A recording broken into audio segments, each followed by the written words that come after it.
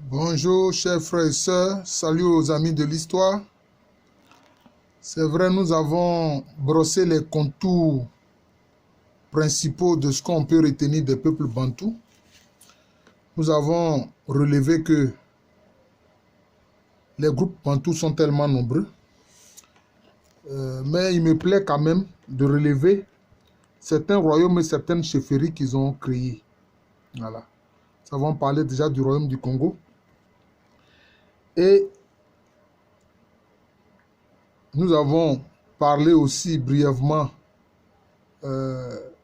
du royaume Zoulou, à partir du rassemblement, n'est-ce pas, des éléments Nguni, réalisés par Chaka Zulu. Nous en avons parlé brièvement. De toute façon, nous avons fait toute une vidéo sur Chaka Zulu.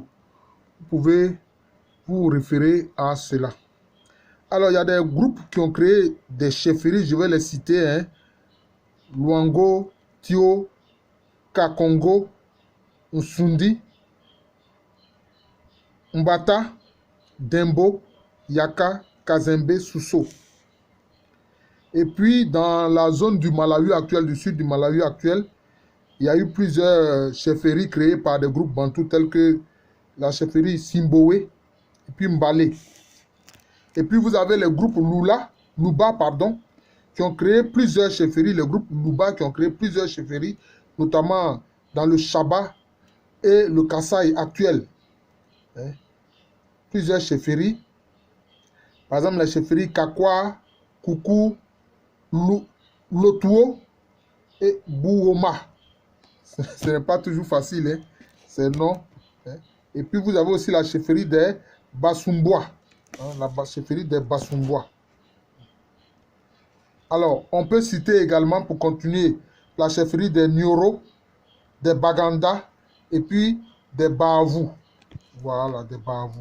Alors, au niveau des Bamileke, ils ont créé plusieurs chefferies telles que la chefferie Badeng, la chefferie Papi, et puis la chefferie de Bafoussam. Ça, c'est au niveau des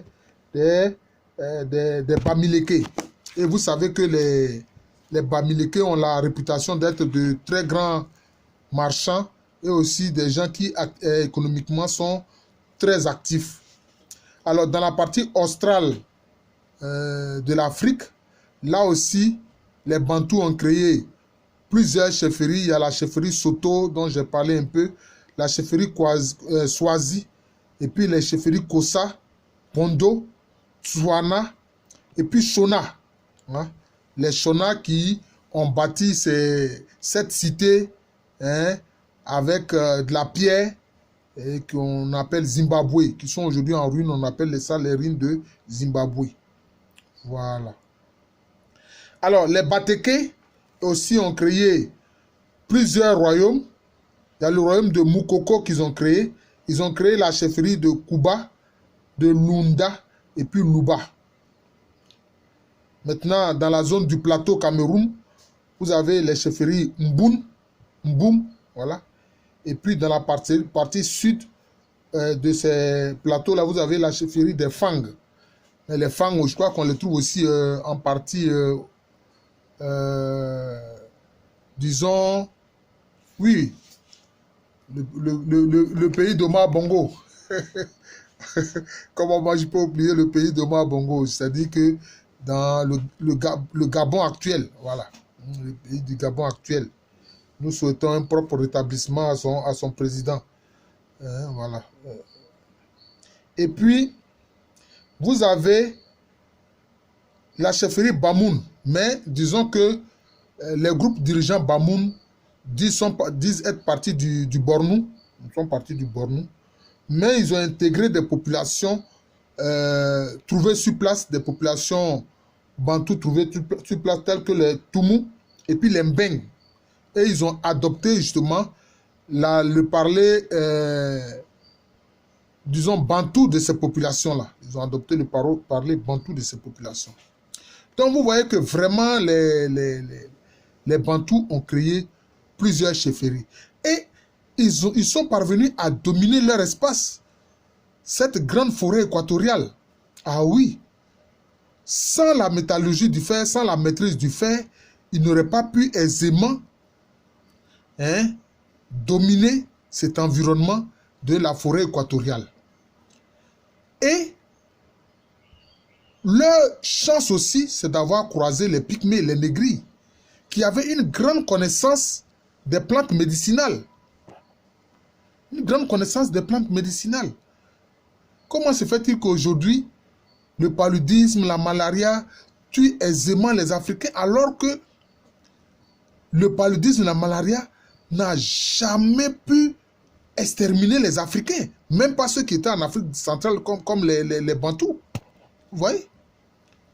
Parce qu'il y avait cette connaissance des plantes-là, léguée par les Pygmées, qui permettait de soigner aisément ces maladies-là. Et même le fait que ces populations vivent le long de grands fleuves tels que le Congo. Le Congo, c'est un grand fleuve, sans compter de nombreux fleuves tels que le Zambèze, etc. Des grands fleuves. Vous voyez? De grands fleuves. Même le fleuve Okavango, qui est l'un des rares fleuves qui ne se jette pas dans un autre fleuve ou bien dans l'océan, mais qui termine sa course dans le désert. Dans le désert du Kalahari. Vous voyez? Mais, même en vivant auprès de ces grands fleuves, mais ils n'ont jamais pu souffrir excessivement des parasites qui pouvaient être le long de ces fleuves-là.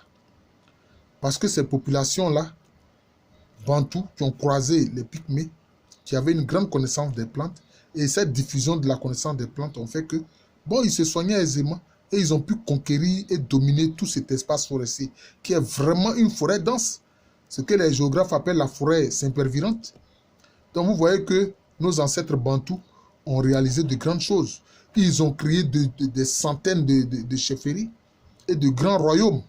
Ouais, de grands royaumes. Ils avaient donc, je peux dire, des personnages qui avaient des ambitions personnelles. C'est le cas de Chaka.